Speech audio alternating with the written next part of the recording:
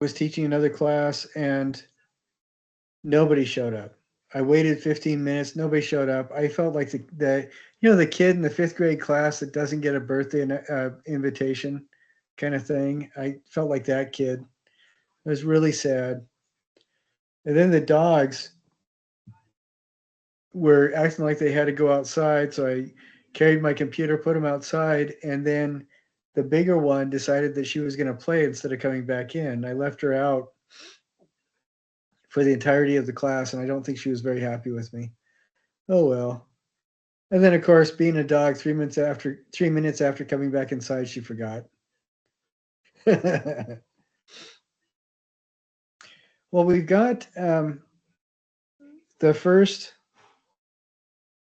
peer and self critiques in, and I wanted to go ahead and start just by watching those, and then after each one, I'd like to just talk about it a little bit with you.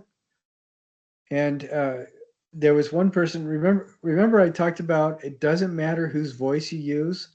And I've had people do this where they wrote the script and then somebody else read it as if they were them. I really appreciate the fact that one of you guys took that very seriously and did it, and it turned out really well. So I'm going to go ahead and share my screen here. And like I said, we're just going to watch these, and after each one, we're going to talk about it a little bit because it's really important that everybody gets these done. And as soon as we're done watching these, there's 6 of them. As soon as we're done, and I don't know if we're going to watch all of them because I'm going to start with the shortest ones, and then if we have time, we'll watch the rest. But so we'll watch 4, and then if we have time, we'll watch the other 2. But these are really good examples of what we're looking for. And if we were meeting together, we would be watching all of these in class so that everybody can see what other people are doing.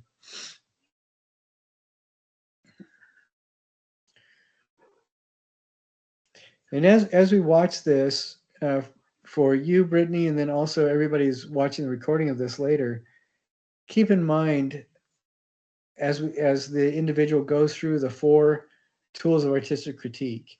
And sometimes people will say, this is the first tool. Sometimes they won't say anything, they'll just transition.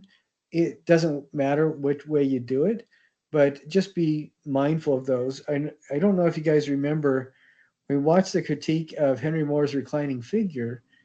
The 2 people critiquing that work never once said, now we're describing it, now we're analyzing it. They just move smoothly from one to another. And you can do that, or you can stop and say, now I'm going on to the next one. So we're going to go ahead and watch this now.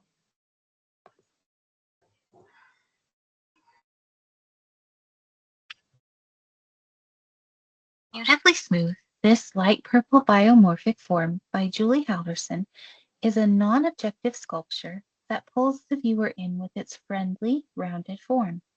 By definition, biomorphic forms do not represent in literal or abstract terms. Yet, it is nearly impossible to look at this sculpture and not see something to identify with. There are 2 round head-like forms at the top with rounded leg-like forms at the bottom. Hugging the middle are the figure's arms in a wave-like form. The right head has a hole through it, creating a negative round space, and there is a cutout shape between the legs and the base plane. The first thing I noticed about this sculpture is how smooth and rounded its planes are. There are a few pock-like marks here and there, but they are from the material itself and do not detract from the smoothness of the forms. Due to the overall roundness and personal interpretation of the hugging figures, the mood is both friendly and hopeful. The figures are organized with larger shapes on top, small shapes in the middle, then medium shapes at the bottom. Contrast is provided through changes in shape and value. The shadows softly emphasize the smooth texture by not sharp, but hard, shallow lines. The volume of the shape makes the form feel thicker, giving the sculpture visual weight, while the actual weight of the figure is light due to it being made from foam. Balance is not achieved symmetrically, but rather in its asymmetry. The use of foam as a material allows flexibility to create a variety of shapes while maintaining a lighter physical weight and allows for defined plane changes with smoother transitions. Due to the lack of heaviness, it also makes it possible for the sculpture to be moved and make it more accessible to a broader audience. The figure is well balanced with a motion line running from the large right head to the large left foot and from the smaller left head to the smaller right foot. There is harmony of movement in the flow of the smooth forms and contrasting balances in this X-line shape. Julie's work is very accessible through its friendly stylization, as well as the illusion of hugging figures. The figure's surface is so smooth I can almost feel it, even though I am viewing this piece through a photograph.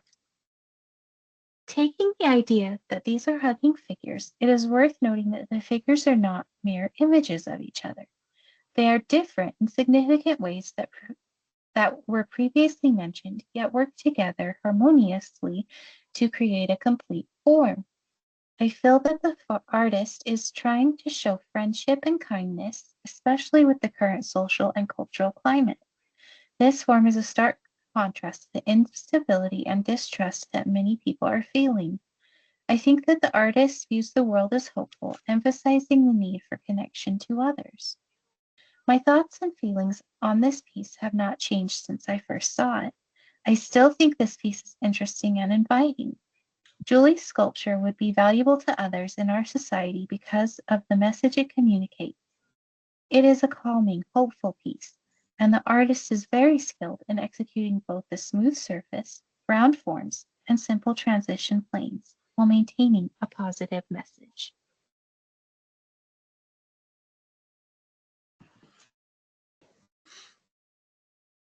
Sorry, I got sidetracked for a minute. I was listening to it. What I like about this, there's a couple things that I like about it. There's several things that I like about it. One is that although the descriptions or the comments made are really precise, they also feel personal, which is an interesting juxtaposition for me because sometimes we have a tendency to be really clinical, which kind of removes personality for to an amount. And I love the fact that the individual describing this, which was Brittany, I love the fact that while you're describing this, it does feel very personal. And what I noticed too is that you moved from part to part or from tool to tool without announcing that you were moving. And I enjoyed that as well. I thought that was good to do that. Um, how much time did you spend preparing for the critique? Because it sounds like you wrote it down and read it. I Did you find that was yeah, really helpful? I did. I have to. I'm not very good at winging things, so I did an outline and then I wrote it in script form. That's kind of the easiest way for me. Well, I think it turned out really well, and it really helped you to stay on time too, which is really good.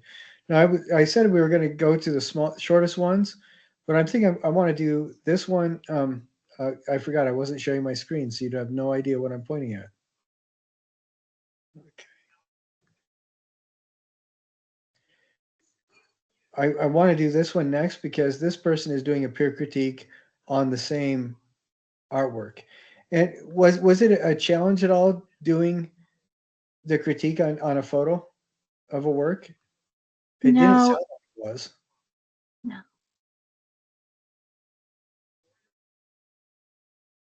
Okay, that's good. I wonder why. Wait a sec. Here we go. All right. There we go.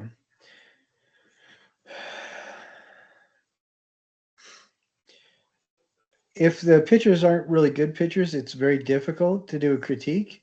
But everybody, if the pictures were not really good, you guys have resubmitted them for the most part, and I think most of what we have to work with are pretty good pictures, and I think that helps quite a bit. The reason why this is not in focus is just because it's a set of artifacts from the computer programs we use. But when you actually look at this online, depending on how good your monitor is, it's really clear. And like Brittany said, you can see the tiny texture. So let's see what this person has to say about this.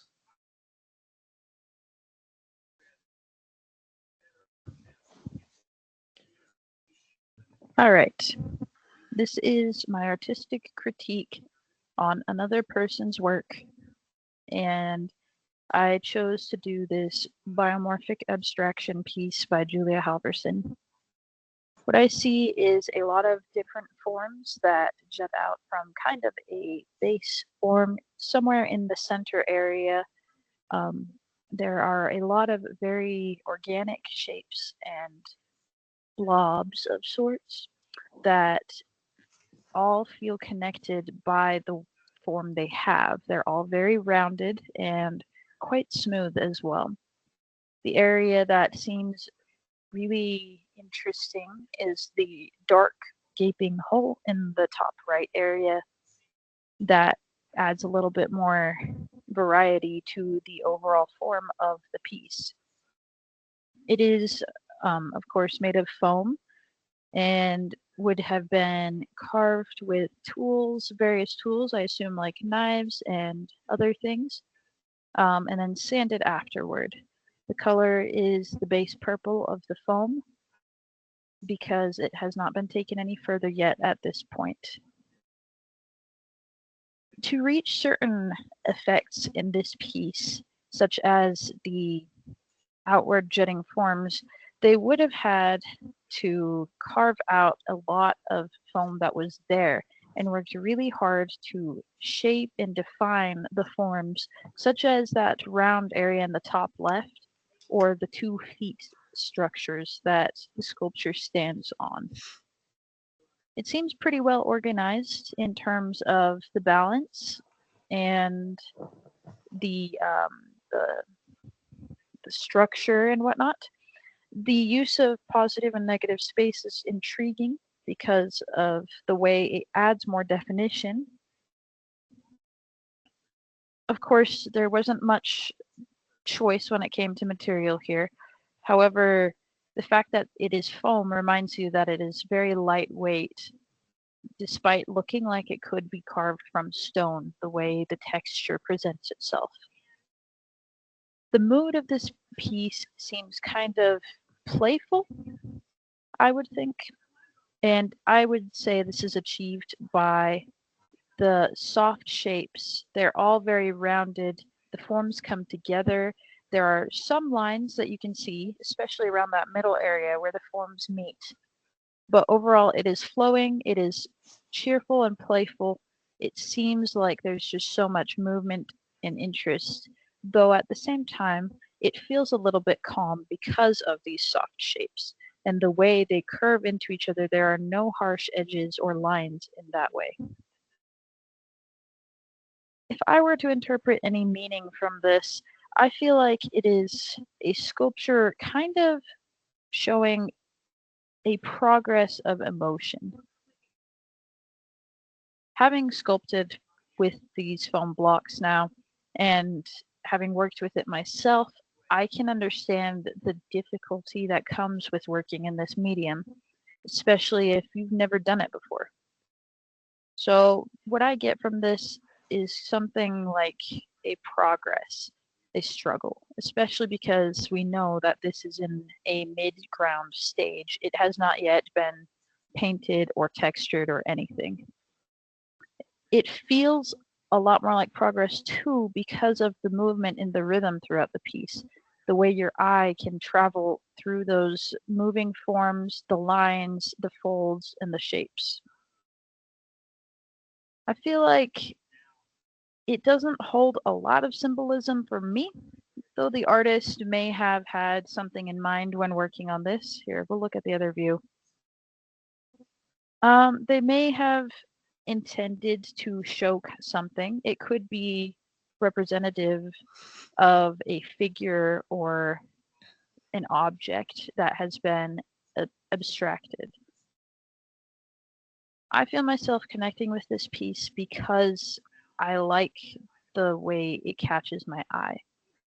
And it kind of reminds me of, like, I guess the best way to describe this is like exploring nature, because it feels like there's a lot to see here, but you have to pay more attention to it than just like glancing at it and passing by.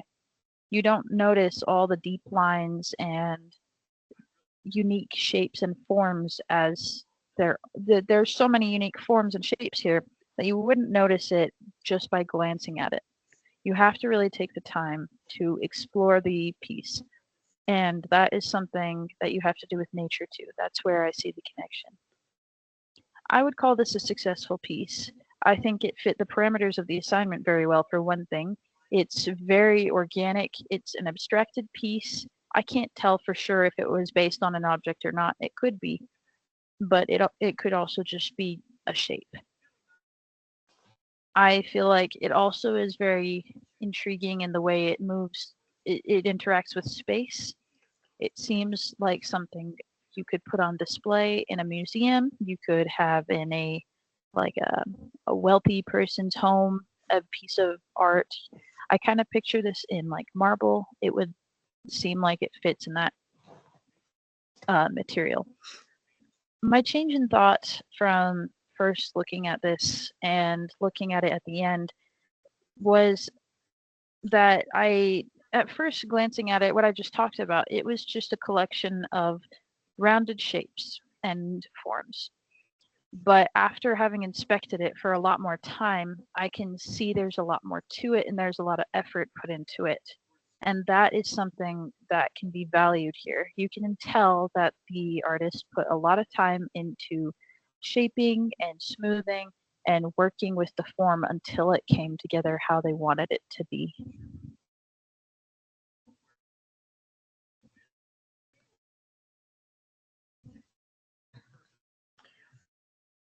All right, I'm going to go back here. Let's talk about that for just a minute. One thing is, I noticed right away there's absolutely no way to confuse Aaliyah's critique with Brittany's critique. Both of you are focusing on very different things. Brittany seemed to be focusing on kind of a gentle emotional impact and hugging, and Aaliyah was focusing on uh, formal elements, the shapes, how difficult it was to do this or that, and how things fit together structurally. And I thought that was very interesting. And both of you came with very different. Both of you felt the piece was successful, but you both gave a different set of articulated rationales as to why. And I thought that isn't that interesting that both of you are saying essentially the same fundamental thing, but you're coming at it from very different directions, and you're focusing on very different things. I think that's interesting. What did you like about what Aaliyah did? I really, I really liked just how she kept returning to a description. And, even though she didn't necessarily see something like I did, she was able to keep it engaging and keep moving through really logically. I liked that.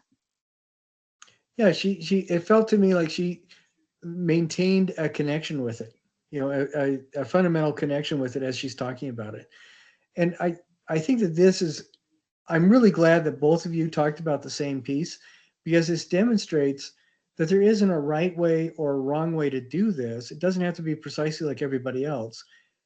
And even though you guys were both very different on how you spoke about it, both of what, both critiques were uh, completely worthwhile. They're both entirely valid.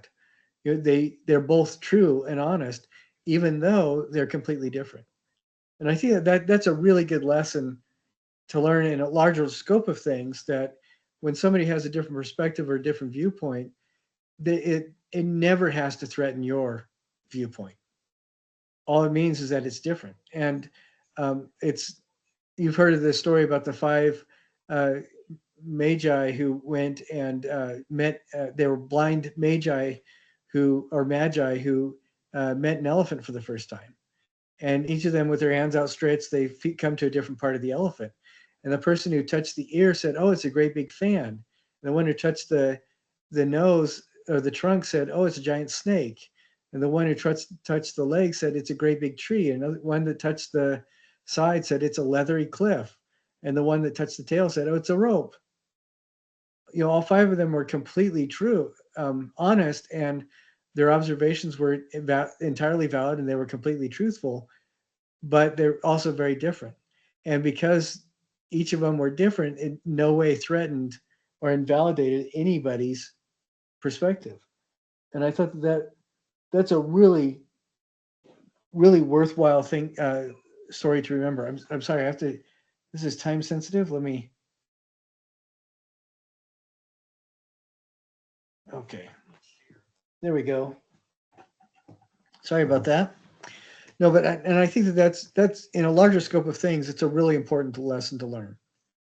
Um, in the news, you realize, of course, that whatever news we get, you have to use your own brain and your own critical processes to extrapolate valid truth from news sources, especially if we use news sources that come from social media, because with marketing being so prevalent, uh, one of the principles you learn as you create your own business and do your own art business is that buying decisions are almost always emotionally driven. And a lot of the search engines that we come to, or the social media engines that we kind of allow ourselves to be used by and participate in, they're not designed to give you new information. They're designed to support the bias that it reads you as already having, for one thing, so you stay engaged.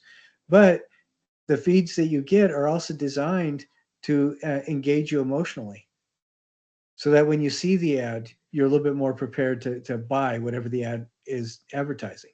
And the what I'm this comes from studying marketing for the last 5 years and a lot of conversations with people that have made a lot of money with marketing, and people that help to design these search engine programs. And the bias, the confirmation bias, is one of the things we talked about when we talked about doing the research on your artist 2 months ago. What is all this is leading to is every day there's 200 billion hours of human activity, uh, give or take, and almost all of it is decent people doing decent things to other decent people.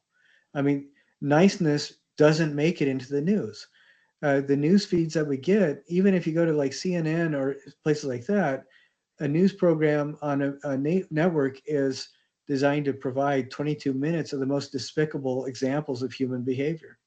There's 22 minutes selected, actively selected from 200 billion hours. What's 200 billion times 60? What is that?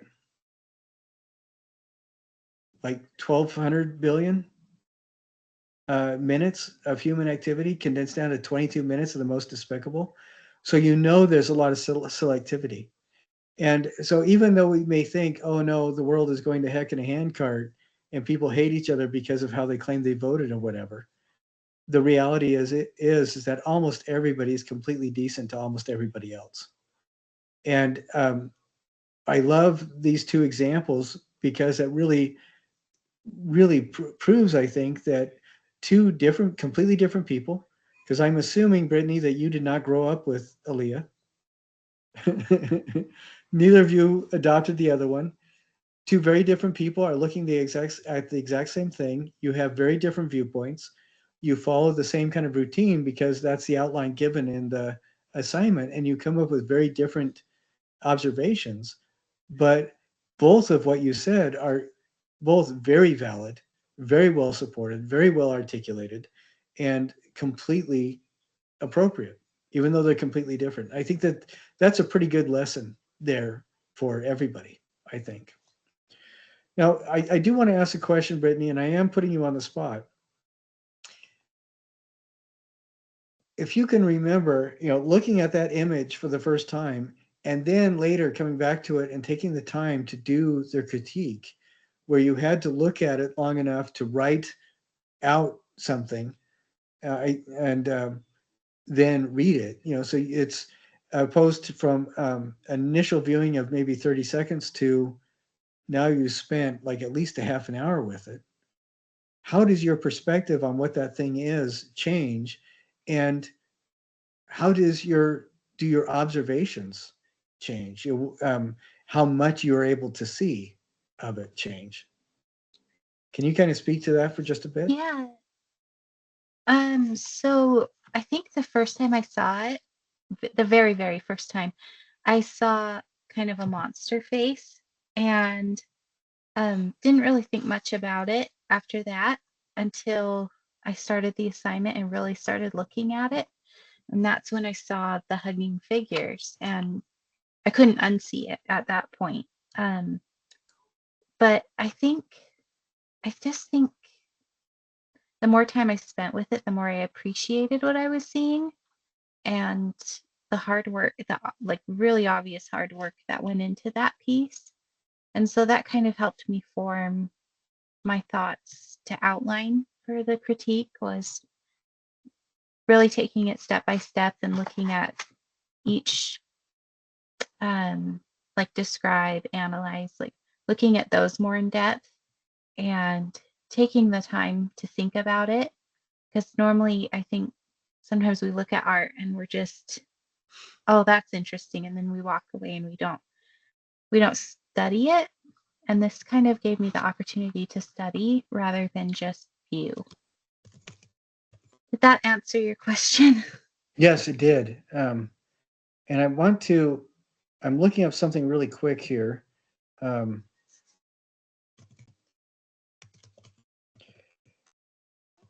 okay. Okay. Clement Greenberg is from what you just said. This reminded me of it. Clement Greenberg, I think, was an absolutely brilliant mind, but he's been, I think, taken out of context and misquoted, much in the same way as Plato. We talked about Plato saying that art is imitates nature, and that doesn't mean what people think it means. And Clement Greenberg was the most influential art critic for, I think, over a decade. And one of the observations that he made was if you don't get it instantly, or if it doesn't grab you instantly, it's not worth spending more time on. And that's something that's an oversimplification of an observation that he proposed.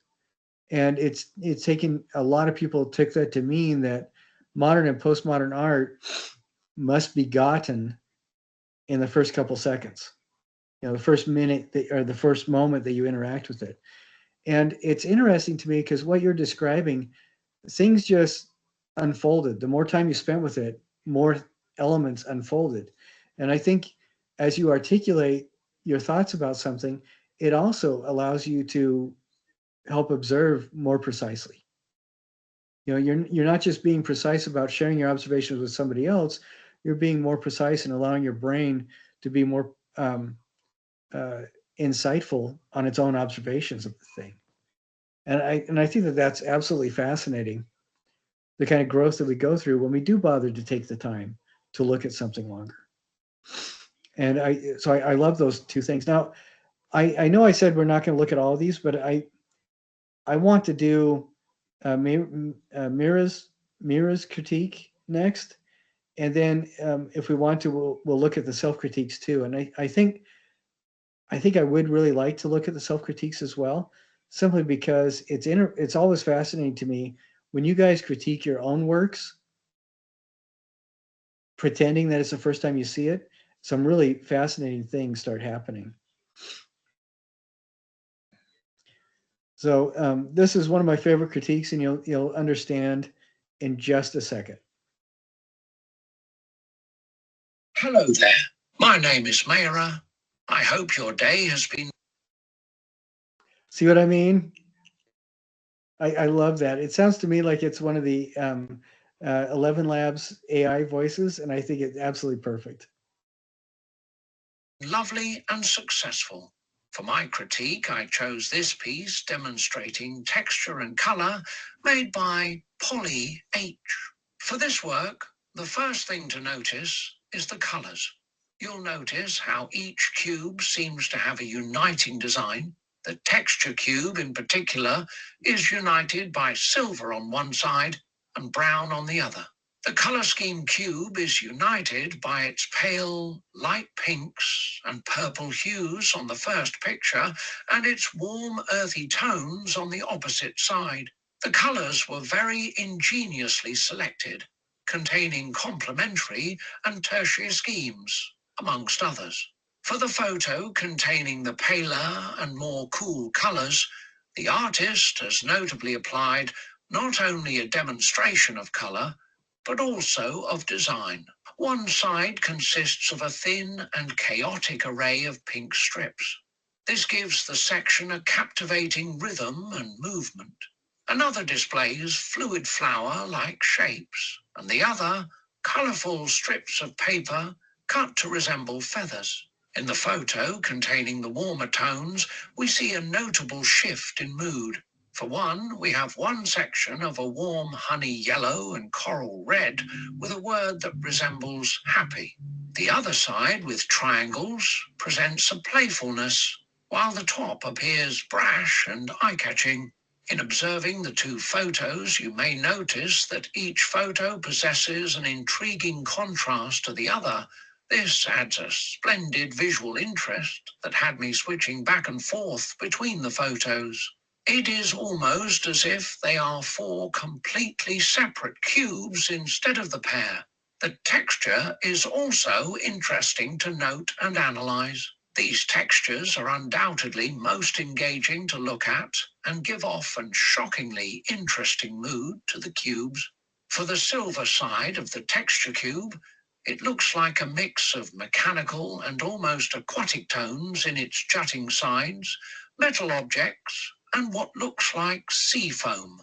Now it looks like she has glued what appear to be sunflower seeds to one side so that they poke out and look almost menacing. Other looks like smooth plastic bubbles found in packages. There are also small circular shapes which, grouped together as mentioned, have the characteristics of sea foam.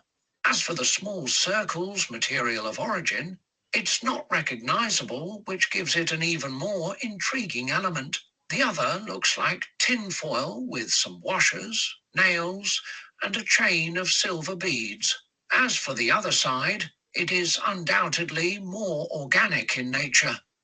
It appears leaves were used for one section, aligned in 3 rows, which appear as almost scales on a reptile, demonstrating rhythm and movement. Small dried flowers, perhaps on another section, include a fluid, spiderweb-like material. As for the last section, torn cotton balls with the dark shapes, not immediately recognizable at a glance, can be seen, adding what at a glance appears as mold. It's a fair assumption that the artist was intentional in making one side have very cool colors and a mechanical tone, and the other looking very bright and warm and organic. There's a very strong contrast that makes the photos truly fascinating to look at. I believe perhaps this is what the artist was trying to achieve. In presenting two opposing moods, we are able to appreciate and draw our attention to these elements to fully explore them. In conclusion, these cubes are undoubtedly successful in demonstrating texture and color. The texture cube contains very intricate and complex grooves and crevices, which I would certainly not be opposed to feeling just to explore the material's texture. The color scheme cube has quite interesting designs as well that make viewing the colors much more vibrant and recognizable, including direction and line. Thank you for joining me to critique this riveting piece of artwork, which truly accentuates texture and light. I hope you have enjoyed listening to this critique as much as I have had in not having to voice it myself. Cheers.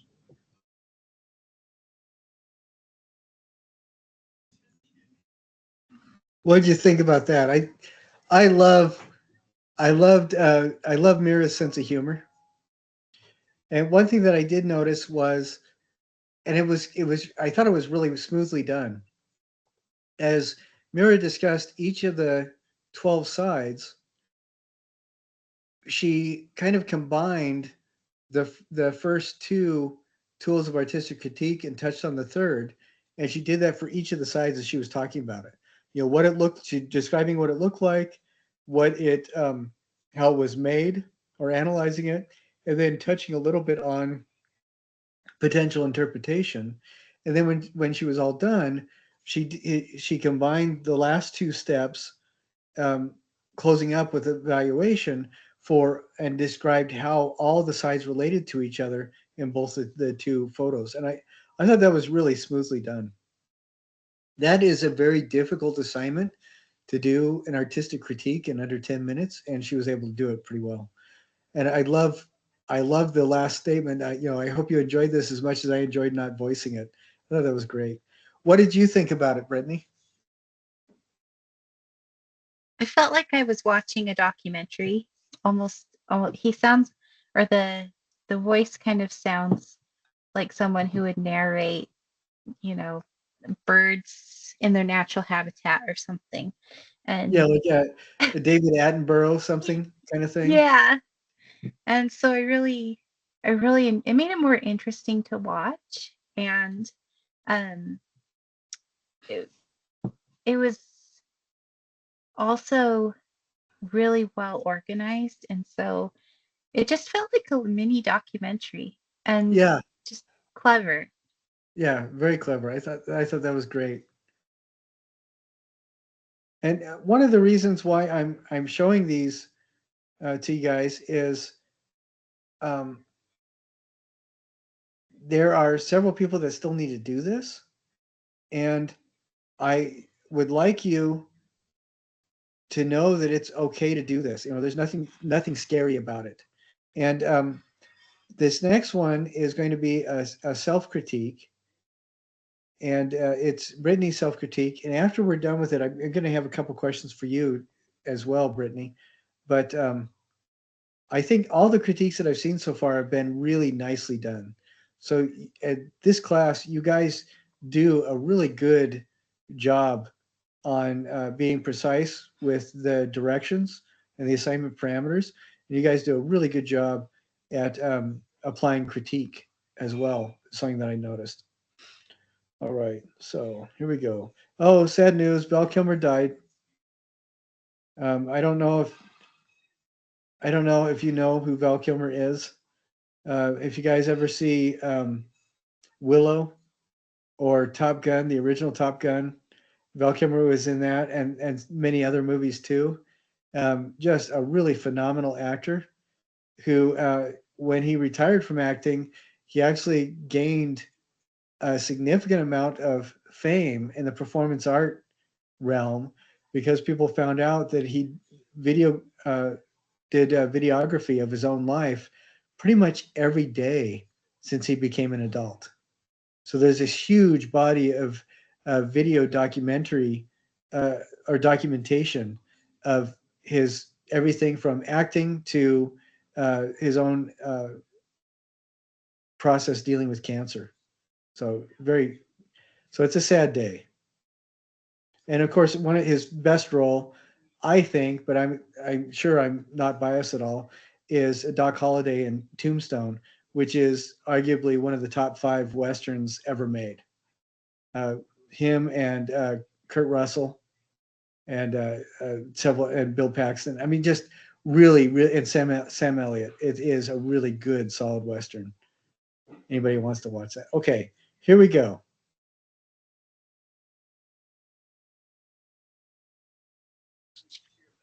With long, spindly legs, a thick torso and neck, this sculpture is a semi-realistic, semi-abstract image of a giraffe. Unlike a giraffe, there is no skin, only a winding spiral of black and silver wire elegantly intertwined into a wild dance to indicate where head, neck, torso, legs, feet, and tail reside. The first thing I noticed when viewing this piece was the head, a good identifier that this is a representation of a giraffe and not another animal like a horse. With no sharp or straight edges, wonkily jointed legs, there is a playful yet experimental mood to this piece. You can almost imagine the popping, jumbled gait of this creature as it walks across the savanna. The contrast between the thicker, shorter torso with the long, lean neck and legs creates visual interest to the viewer.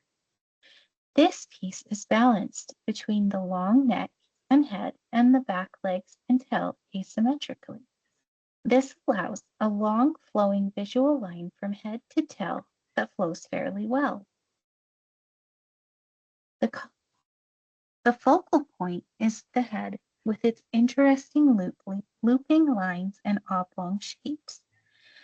The negative space pushes the imagined lines and shapes that fill in the head, ears, and horns, even though in real life these things are very insubstantial. Then it is interesting to note that the black wire is thicker and subsequently more difficult to bend than the silver wire, as is evident in the silver wire's tighter foils and wraps. The silver wire also seems to be providing support to the legs, which don't have a very large shape compared to the rest of the figure. By simplifying shapes and lines, using wire helps give this piece a more childlike feel. There are no sharp corners or straight lines. The goofy air of this giraffe gives it a playful mood, while the use of the two different wires shows that this piece was an experiment on the use of wire. In this representative abstraction, scale plays an important role. Roughly 13 inches tall, this piece is far smaller than an actual giraffe, yet helps in creating a personal, more intimate connection with the viewer. This is a piece that can be picked up and moved easily.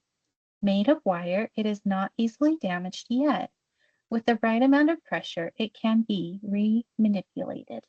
The size feels very reminiscent of a toy-like model, something to delight in and take care of. To me, it feels like the artist is trying to communicate a love for animals and a recognition that people are responsible for taking care of each species and the environment that they inhabit. I relate to this piece for its friendly, slightly wonky demeanor and tender reminder that we need our animal friends. They are what make life interesting and engaging. At first, I was put off by the legs, disjointed and far too thin to support the body and neck like a real giraffe's. But knowing that this is a more experimental piece, the first time the artist had worked with wire helped change my mind. They add character to his form rather than take away from it. The hint at the fragility of this creature's existence is important to highlight since 4 of the 8 subspecies of giraffe are currently critically endangered. This piece is a significant reminder to take care of that which we love before it no longer exists due to carelessness and environmental apathy.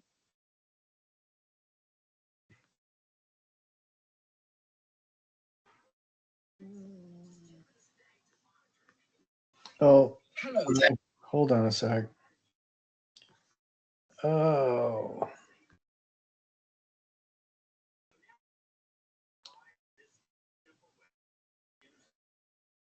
I am trying to get back to, there we go. All right. I'm sorry, I was accidentally hitting all the wrong buttons. Okay. Oh, hey, Polly.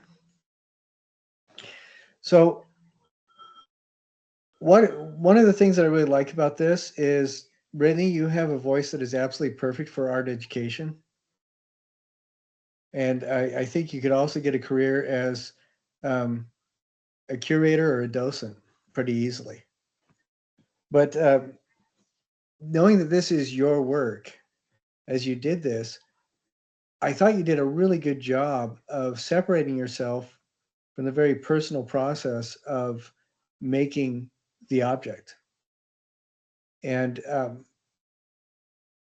if you don't mind, again, I am putting you on the spot, but if you don't mind, would you, could you share a little bit about how that helped you to see things differently, if they did, from when you were actually making the piece? Um, yeah, so I had to really disconnect with it's hard because I know how I made the piece and how difficult it was for me physically. Um, but I tried to think how or imagine how someone else in the class may see it. And I am a big animal lover. So I did some research on the background of giraffes. And as I was writing this, so that I could really understand what a giraffe should look like. And then because this one is just representation, like kind of abstract, I could then contrast it with um, a real giraffe. And that's what helped me the most to disconnect was that comparison between the real animal and the sculpture is noticing the differences and the similarities. That was the easiest method for me anyway. Um, I feel like you asked me a second question and I forgot it. Well, did you do any study of giraffes when you actually made the piece? Yeah, so but I only did it as through photographs. I didn't look any information up. Um, I just wanted to see what it looked like in the proportions. So, That's really interesting that you made the thing, and then when you are talking about the thing, you do a lot more research than when you originally made it. And that's always fascinating to me because a lot of the times we have a tendency as artists to kind of dismiss our own brains. And one of the magnificent things about art is you are communicating from a place that is incredibly numinous. I mean, there's not a really solid set of words from in that starting point, but it accesses information and knowledge that you have that again is not precisely articulated, which is why you're doing art. If you could be precisely articulate about it, you would write about it or you'd talk about it. You wouldn't be making the art.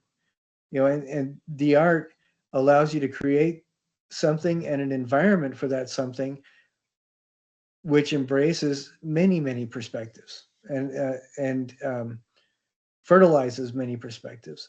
And so it's fascinating to me that you would have to do the research to find out why you did it in the first place to prepare yourself to talk about it. Do you know what I'm saying? I think that's really interesting. And I one thing that I like about the giraffe is that who the person who made it was demonstrating kind of a not quite snarky sense of humor that reminded me kind of a fusion between Dr. Seuss and Tim Burton. And I kind of like the creative and subtly emotional use of line that just that's not designed to evoke a specific emotion in the viewer, but is designed to communicate playfulness and invite at least visual interaction. So I think that's nicely done. Okay. Now I'm going to go to the next one. And Polly, we are looking at the different critiques that people have turned in. We only have two more to look at, but I'm doing this in part to show people that uh, I mean, this is relatively easy to do, so don't be afraid of it. And also to share how different students approach the same process. Yes, I was wondering what module is it for? This is for it was the module that's not due until this Sunday, but it was one of the first ones that I started talking about. It is the application of the tools of artistic critique with the two short videos you make, one of peer critique of somebody else's work, and then of a self critique, a critique of your own work that is done by either somebody else or yourself uh, for this class this semester. Thank you for reminding me. Okay. So I'm sorry, I'm struggling a little bit here to share the screen. Here we go. All right. Okay, so here's another self-critique.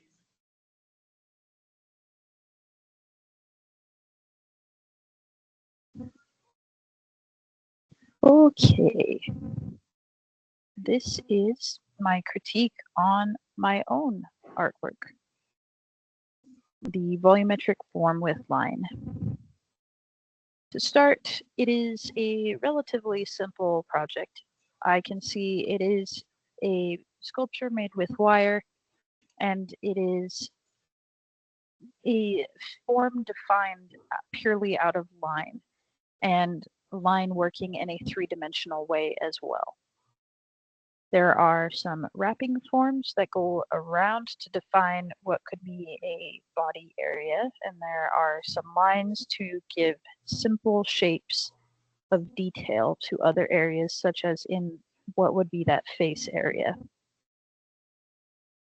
In order to reach certain effects of this, it looks like there are some wires coiled more tightly around each other. There are some areas where there's a lot more wire and more detail in general, such as in that face area or going down on like these paws and in the chest. It is also pretty visible that the balance is a little bit skewed heavily on that front end, but it is slightly helped by that tail and the thickening of the wire in the back. It seems that there is a great use of line, of course, but it is organized in a way to keep the structure visible as an object and not just something abstracted, which is likely what the artist intended. Of course, the material choice is wire, which keeps the structure pretty limited in what it can be, especially with limited amount of wire. There's a limited amount of detail that can be present. The mood of this piece seems almost like it is creating a ghost of the creature that it is meant to represent, of this cat.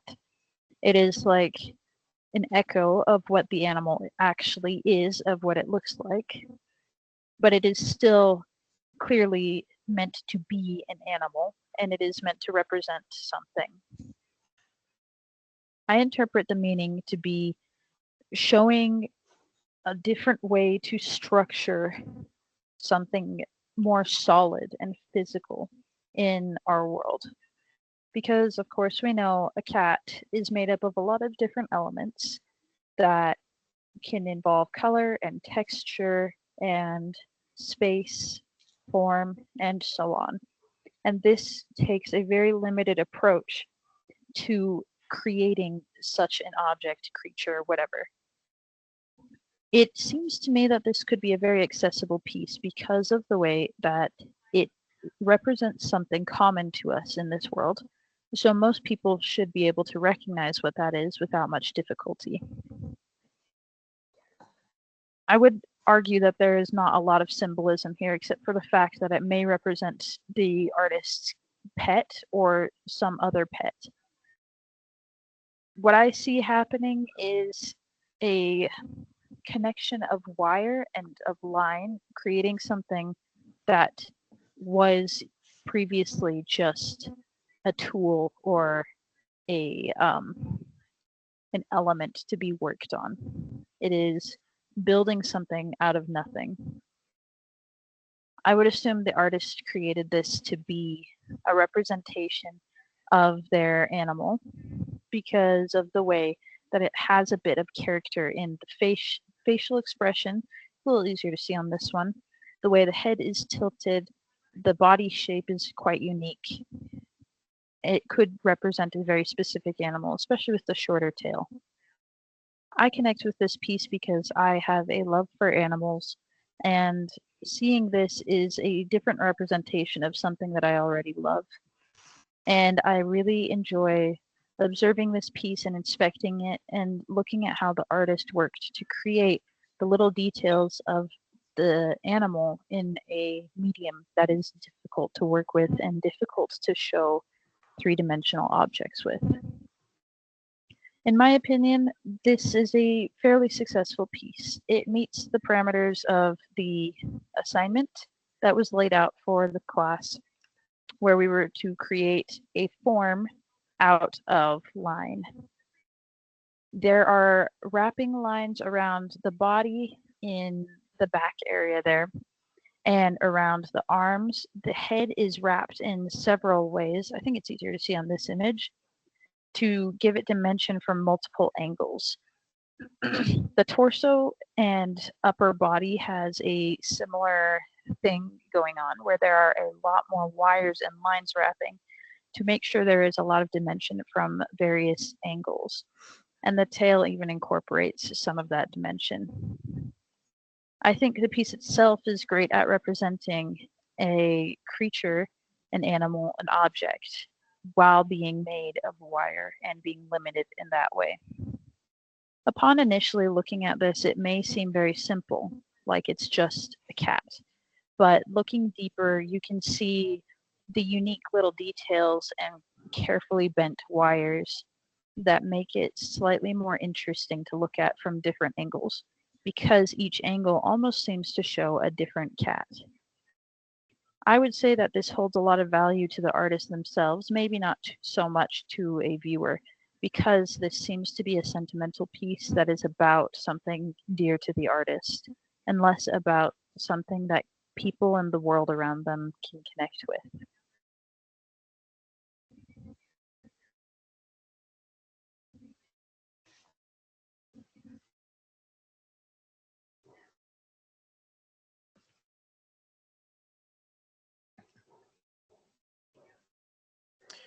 All right, a couple of the things that I really liked is one, Aaliyah does a really good job again of separating herself from the thing, just like you did, Brittany.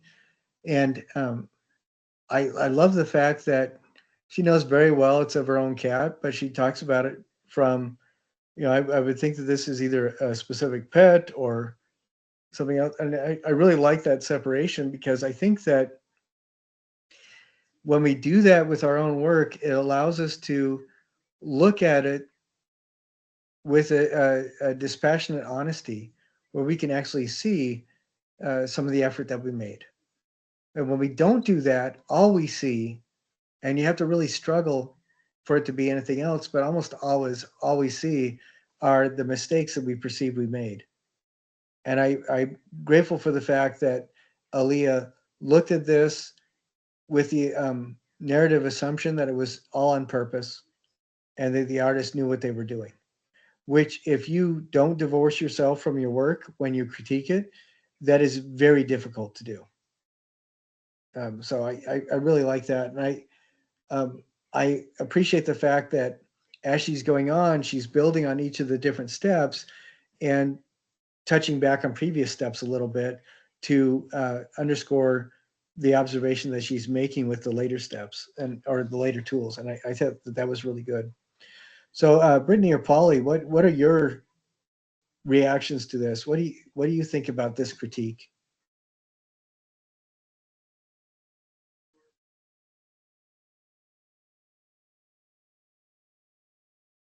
Yes, I was also amazed at her ability to critique it from someone else's point of view. It's very difficult, and I liked how she described it as she sees it without without personally being involved at first. But then I also like the part where she explained how it does connect to her personally. That she loves animals.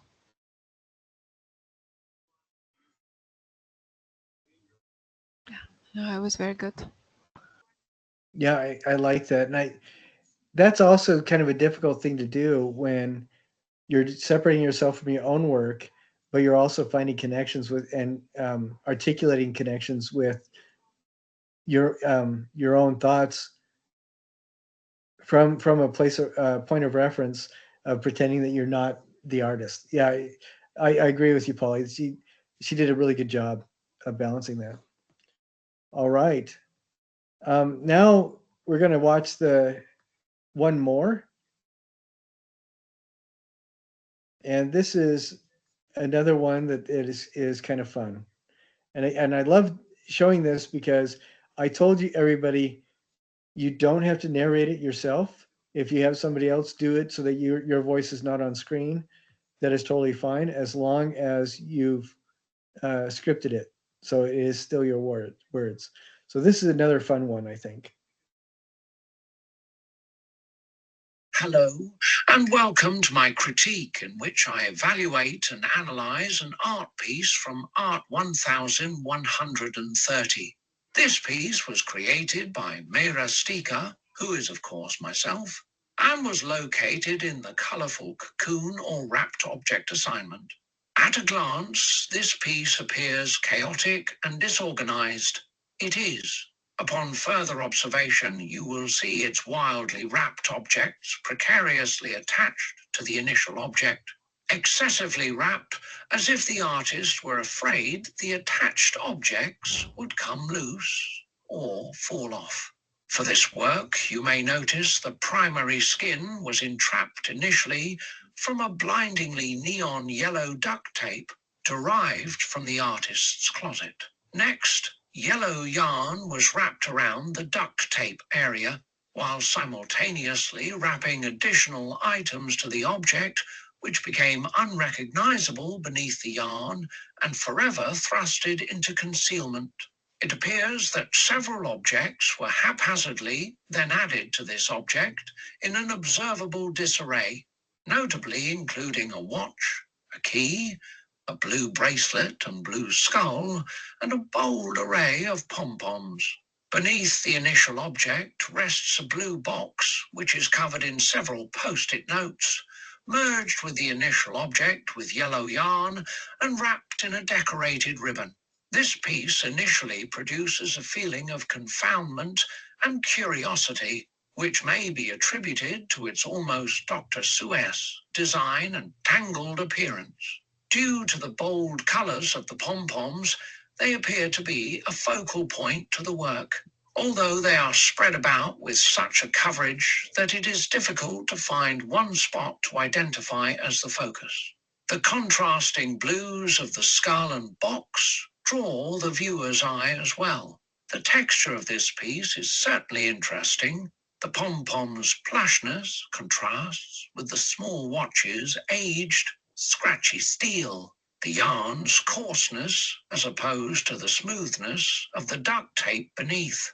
As for deriving any meaning to this work, it is interesting to notice its partial resemblance to a tree.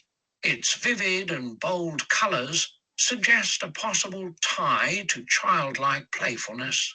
However, it is difficult to observe any clear meaning. The work encourages a bright and cheerful reaction, the creator, who is myself, likely intending for the work to cause a smile upon whoever observes it. Now, as this is my personal work, I naturally see many areas which could be improved on. I feel the overall shape and design is very messy and could be done with more care. However, I did like the end results and had a splendid time creating it. I feel that the piece was successful as far as wrapping an object goes, and much time was spent with the yellow yarn with the clear intention of encompassing the original object. In conclusion, the work's bold colours and ever so slightly confused design certainly demand attention. and many different elements can be discovered upon further inspection. It is hoped that the design evokes curiosity and perhaps even derives a personal meaning discovered by the user. Thank you very much for taking the time to listen to this critique. I personally felt no particular desire to voice myself, so I hope this man's voice is sufficient. I wish you a lovely and pleasant day. Thank you again.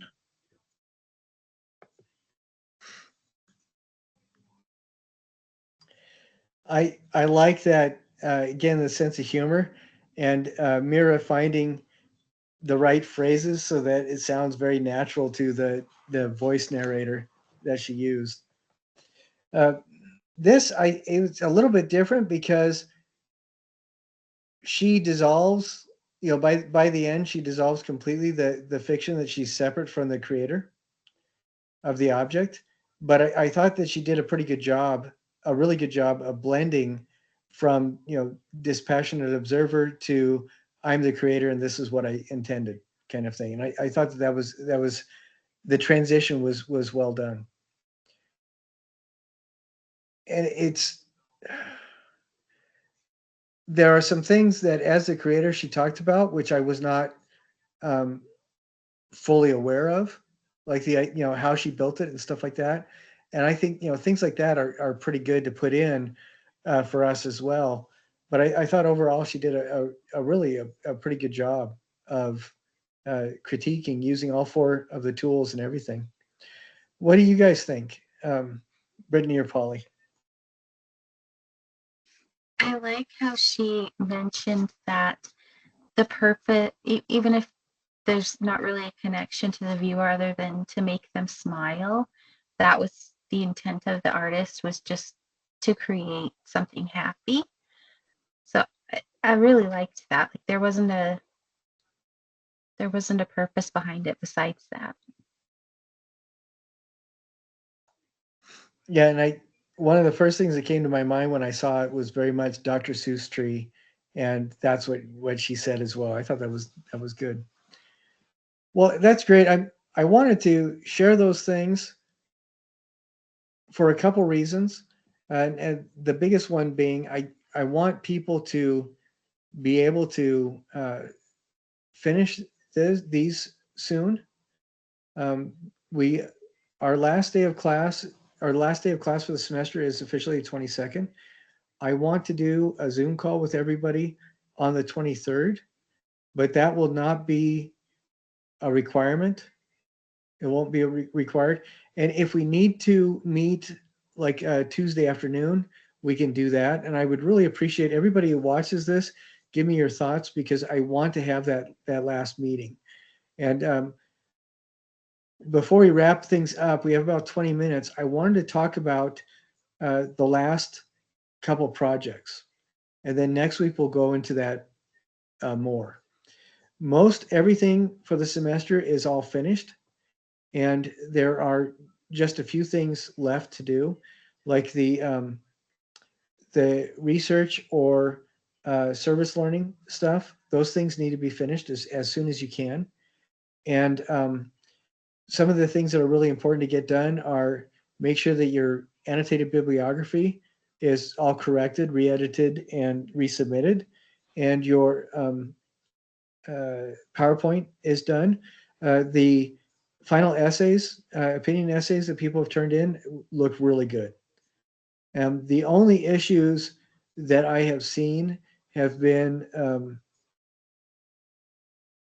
just simple editing things, like MLA format wasn't used consistently in the bibliography, or two paragraphs weren't written for the annotation, or it wasn't alphabetical. Things that you guys can fix pretty easily. And I'm really impressed with how well you guys know how to do that stuff. Now let's see. Okay, I'm going to talk about the last two parts of the class, and also an opportunity for extra credit. So We're going to talk about what the final will look like, and then we're going to talk about the last physical assignment. So I'm going to share this. This is the final thing that everybody has. And the final is going to be something that is necessary to do. It is absolutely necessary. With the final,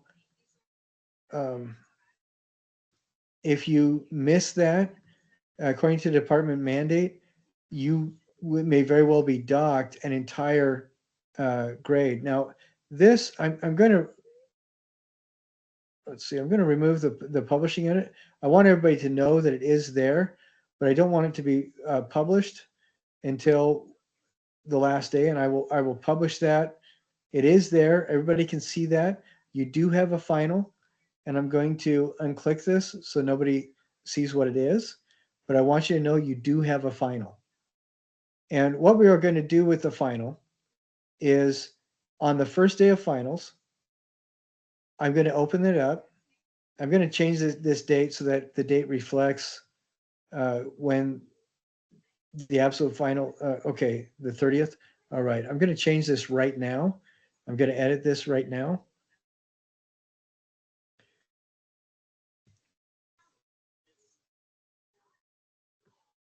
And the reason I'm editing this is because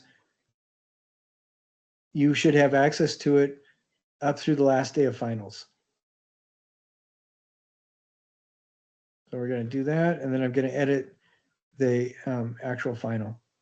So give me just a second. It's hard for me to think about, it's not hard for me to think about multiple things, but it's hard for me to articulate multiple things so that normal people can actually understand what I'm saying. And I'm changing this. It's going to be available for you from the first day of finals to the last day of finals. So we're going to save that. Oh, 24th to the 30th are the days of finals. So now let me explain this to you. I'm going to go back just a little bit again here.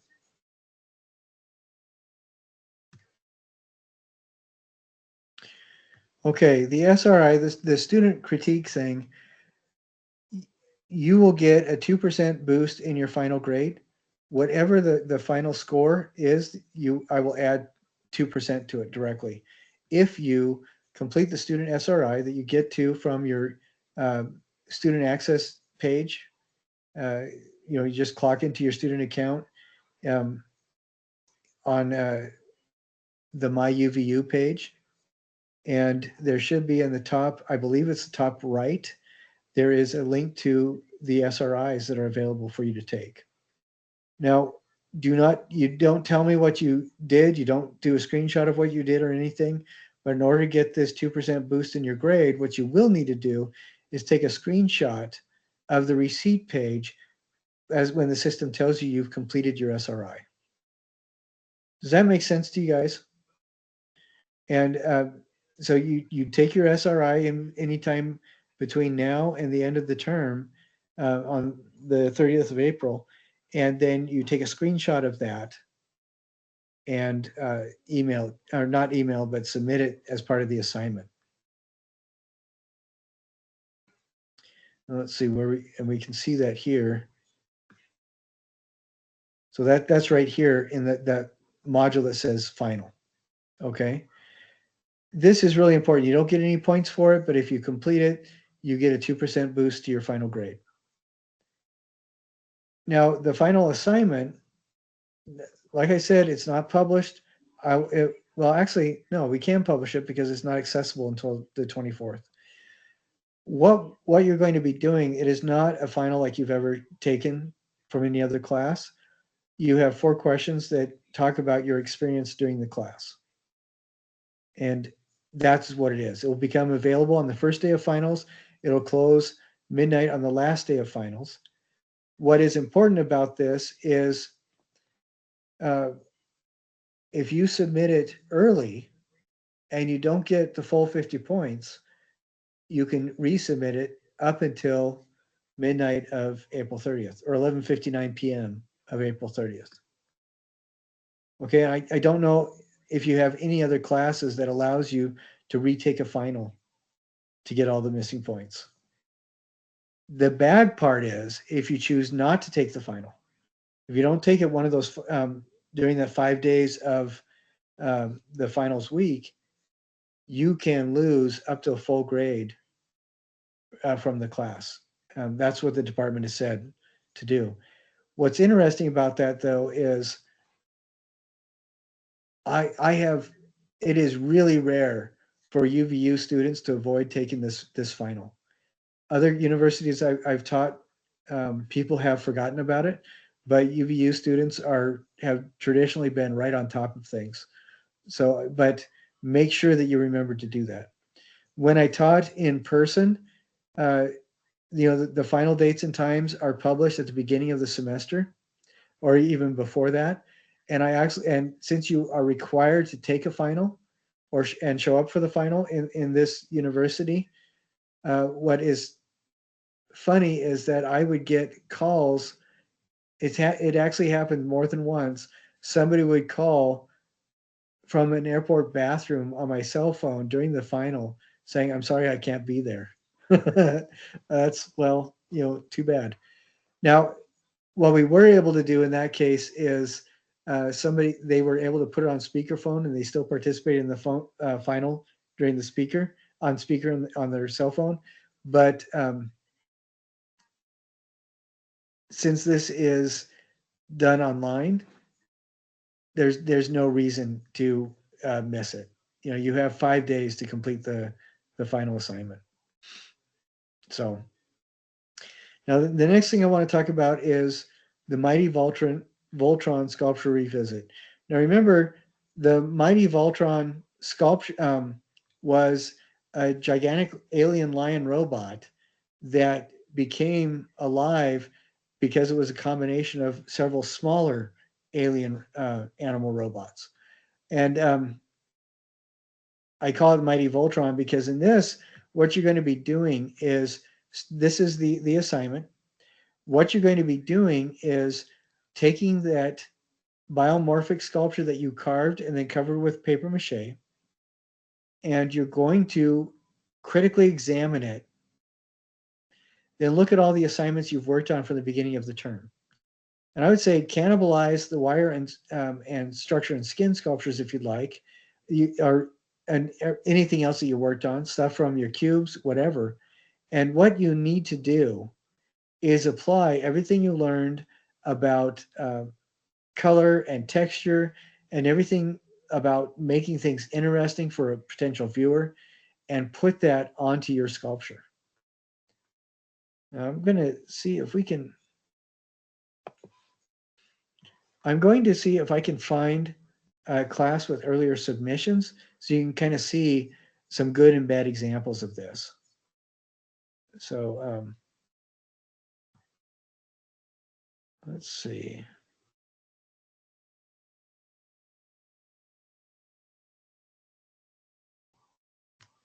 Okay, give me just a second here as I try to find these.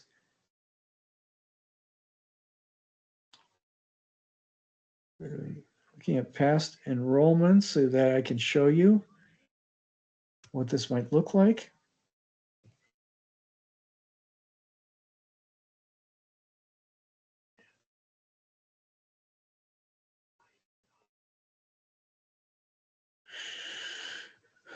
Okay. Oh, that wasn't right, the right one. Give me just a second here.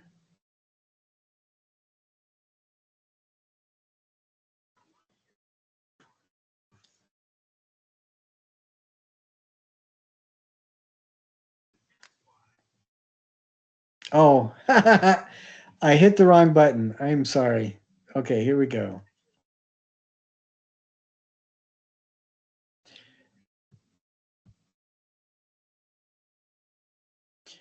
Right now, this is there. Each of these assignments, they actually turned in several pictures. This is just one, which is kind of a close up. But I want to show you some of the good elements of these and uh, elements that could be improved. What I really liked about this piece is they did a really good job shading and doing fun things with the color. However, the only texture that was really applied is this wrapping with fishing line. And when I say pull out all the stops, excuse me, I mean pull out all the stops. Do everything you can to apply color and texture and fun stuff. Like this is better. This person applied color in an interesting way so that you can see a little bit of texture within that color. And they added pipe cleaners and things like that to it. But again, for a really good grade, what they would do is use 10 times as many of these pom-poms, maybe 10 times as many pipe cleaners, and even using the pipe cleaners as an application of color on the object, wrapping several things around here so that you get a really real sense of the texture, using multiple different kinds of texture. So this, I think, was another good start, but they could have added more to it.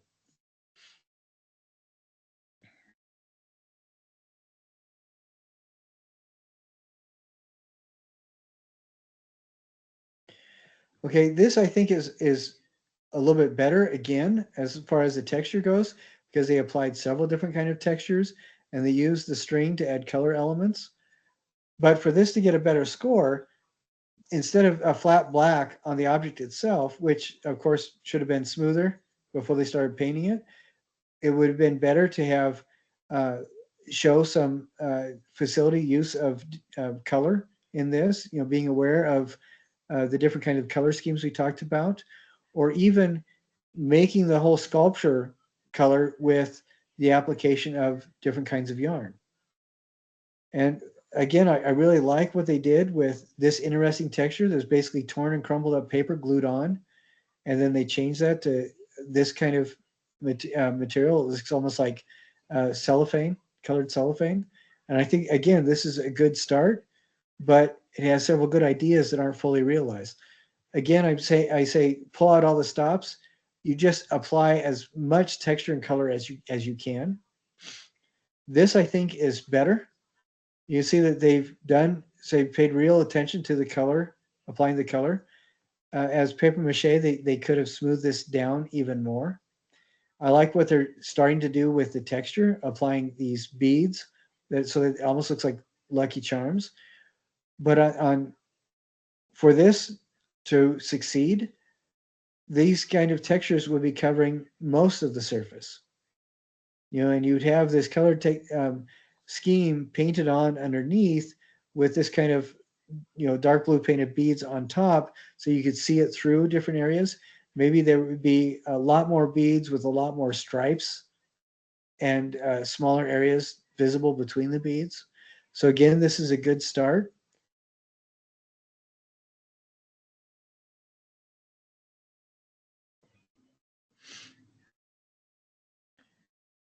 I really like what this person did texture wise because the sculpture was smooth and they applied this weird kind of webbing kind of texture to it, and they did several different kinds of painting on it, so it has this odd color to it.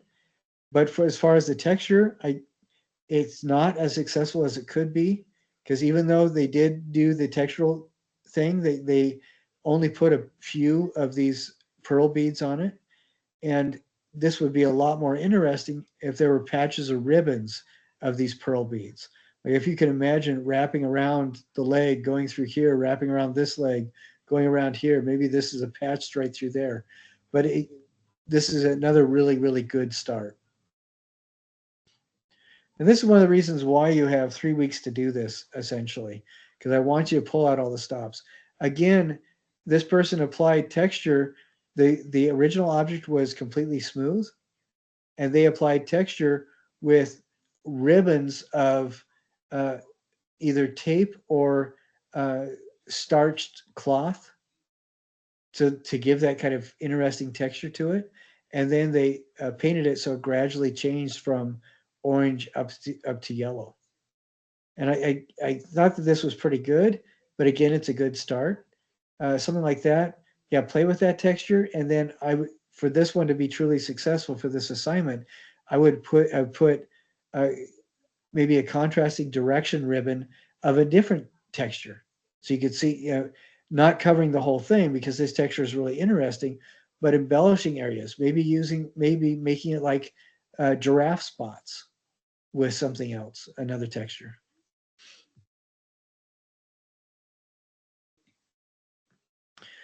This one I thought was beautiful color wise. The color is very subtle, but as far as texture goes, there wasn't any texture applied. So even though this is a really beautiful piece, it doesn't fill the parameters of the assignment. And that's one of the things to be mindful of too. Does it fill the parameters of the assignment? And this wooden texture, I believe, was actually a wood shelving plastic that was wrapped around the foam base that you guys have.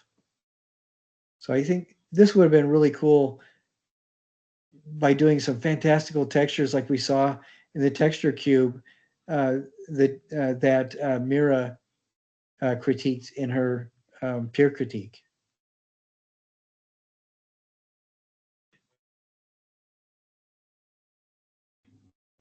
This is a really interesting one. I think it's great for a color exercise, but as far as texture application goes, there's not an awful lot going on. I think something like this would be really interesting if instead of strips of yellow, it was actually maybe a wide band of yellow yarn that was the same, that was the same color as this right here, and maybe wrapping yarn around in different things, giving some texture with like tufts of yarn, like cutting it 1/4 inch long and gluing it on edge and just doing different things like that, or with applying different kinds of texture of yellow paper would make this really interesting, like cutting several yellow scales and putting those on and making a section like this look like it was fish or armadillo kind of thing. I think that would be very interesting.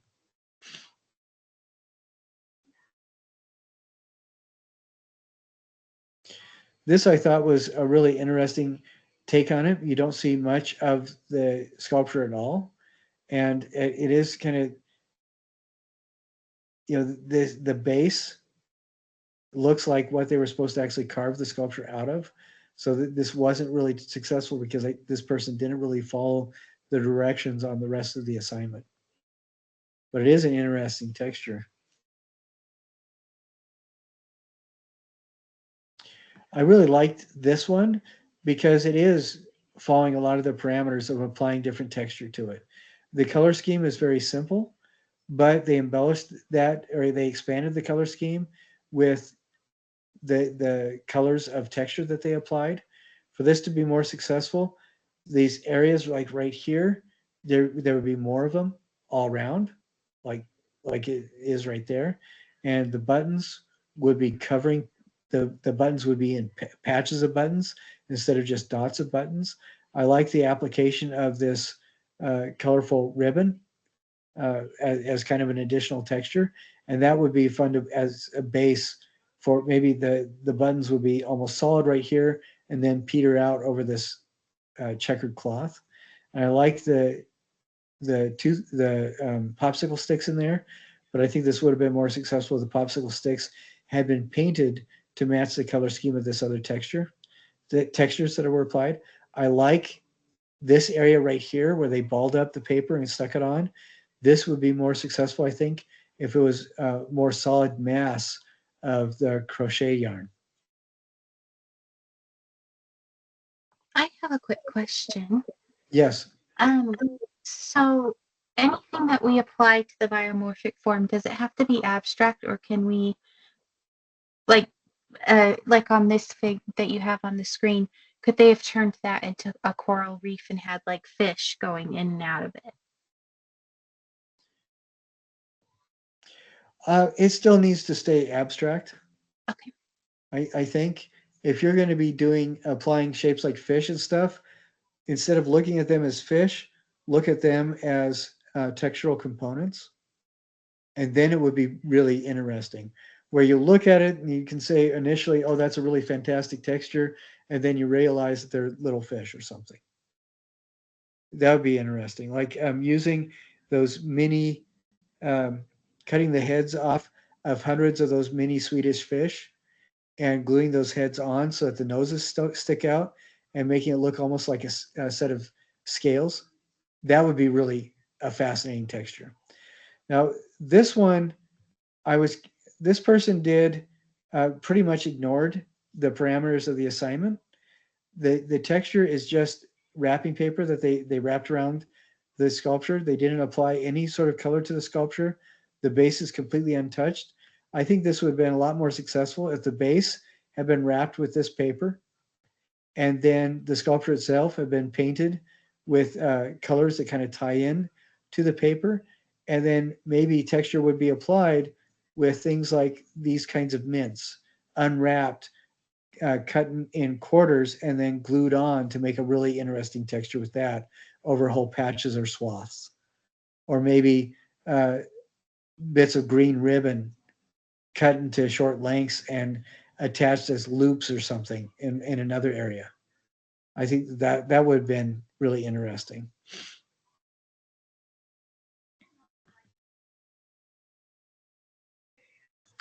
Now, this one is a really good example of the kinds of wildness we're looking for.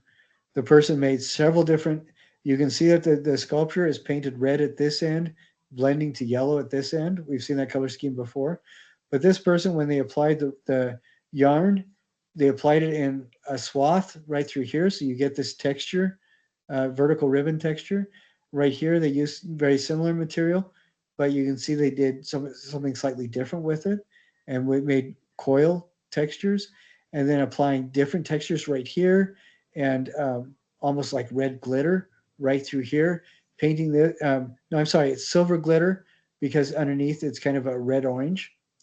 And then here, the texture is a crushed up CD. I don't know if any of you are old enough to remember what CDs are. Um, and they're using different elements of that to give kind of a reflective texture. And at the very end, they have crumpled up tissue paper that they're gluing on to make a different texture. And right here, they did something similar with the base. So it almost looks like a parade, a really weird Thanksgiving Day parade. And I think this is a really good example of the person going all out and applying texture out the wazoo.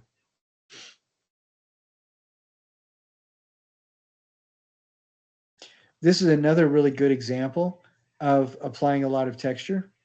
Now, the color scheme itself is like this charcoal dark gray, and they've used kind of darker tone. It is colorful, but it's a darker tonal quality of yarn. And they didn't use yarn like other people have. They've done things like, you know, this kind of coil, which wouldn't be effective if that was the only element. But you can see there's folded paper right here. There's kind of some ribbon stuff where they've glued beads that they've painted white on the outside edge. So you get this kind of interesting color play or color expectation because it's glued on it, the beads match the yellow of this. It just they've done a really interesting job applying texture and a lot of different kinds of texture around the thing. Do you guys see that? You know the kind of thing we're going for where there's a lot of texture going on? Yes, Polly.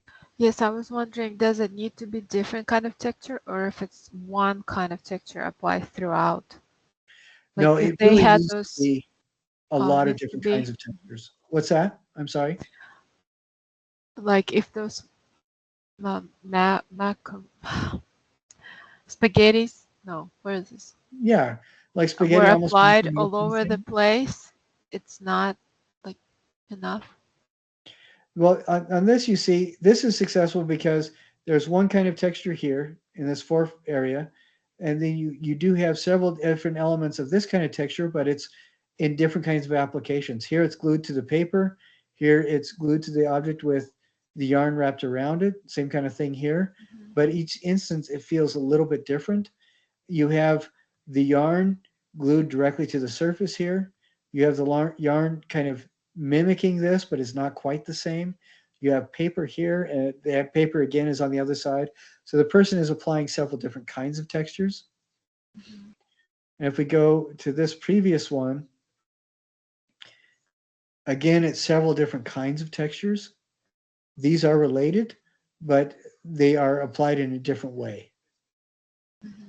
Does that help with answering your question? So if it's the same material, but you experiment Yes. with Yeah. different kind of ways, like you said, then it Yeah. also And goes. I think that that would be, if I would try to stay away from limiting yourself to the same material, but like that yarn that we saw, they draped it in one place and glued it on in another. And in that the other sculpture that has the yellow at one end and the red at the other end, in one area the yarn was very straight. Right next to it was an orange yarn that was kind of wiggly a little bit, and then right next to that was a similar yarn that was in tight spirals. Mm. So they're using a very similar texture in very different ways. Yes. And this one, I like how this one is done, because they are using leaves, but they're using leaves in different ways. They are using the paper, the newspaper tone of the original paper mache, but they've painted it with a really interesting paint that ties directly to the use of leaves as well.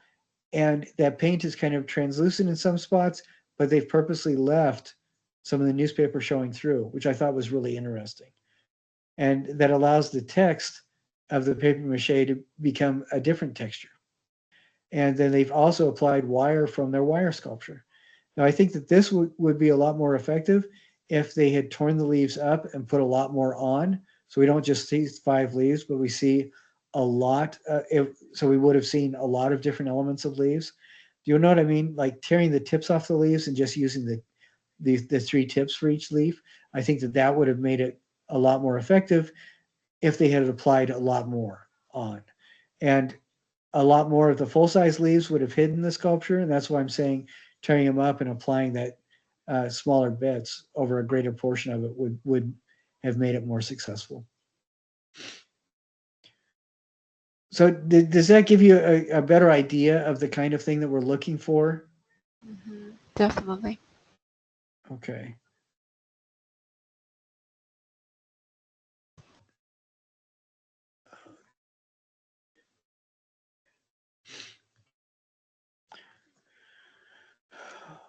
I think that that is pretty much all I wanted to talk about today.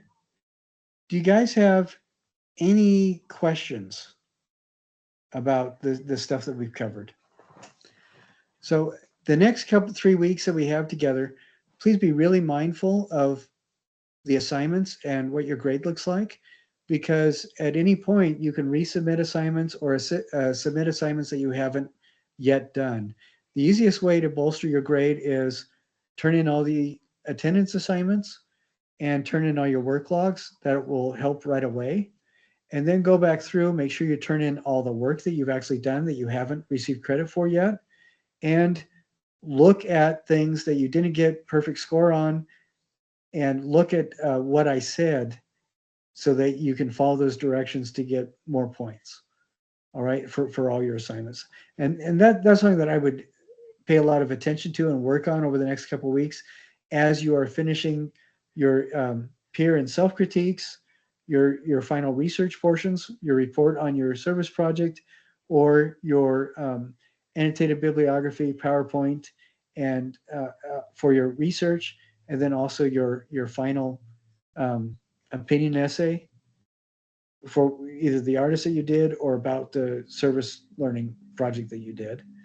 And then the last thing is that final Mighty Voltron sculpture where you take your smooth paper mache biomorphic sculpture, apply color to it, and one of the color schemes we looked at, play with color, and then apply a bunch of texture to it, just texture out the wazoo.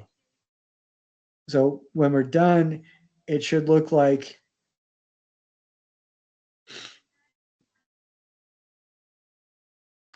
a clown and a whole barnyard full of alien chickens exploded, and came together to make the textures on this. and whatever animals, other animals and trees and stuff you want to throw in there. But we want to really apply texture out the wazoo. I would say get started right away on that, and you can email me pictures of it and say, hey, what should I do from here? And then I can give you direction on that and help you move forward. So you can start working on that as long as you have already submitted and gotten your grade on your paper mache. You're ready to start doing that. And I would say go ahead and get started on it now, and I can help you with direction moving forward on that. We are out of time, but we do have 3 weeks, which can be a lot of time if you apply it. So do you guys have any last questions before we wind up for today? All right. I look forward to seeing what you guys have done. I have everything that has been turned on to this point has been graded. So everything, if you don't see a grade on your thing, double check the submission. There have been some issues with that, especially with the discussion assignments. And I was able to work with tech support and we got that figured out. I'm pretty sure for you guys. And yeah, if you don't have any questions, then I will look forward to seeing you guys next Wednesday. That'll be a lot of fun. I'll be talking to you from the Florida, I believe. So, and I am there for work, not for fun. So I will be miserable and depressed the entire time I'm there. All right, guys, we'll see you Good next week. night. Thank Good you. night, Polly. Good night, Brittany.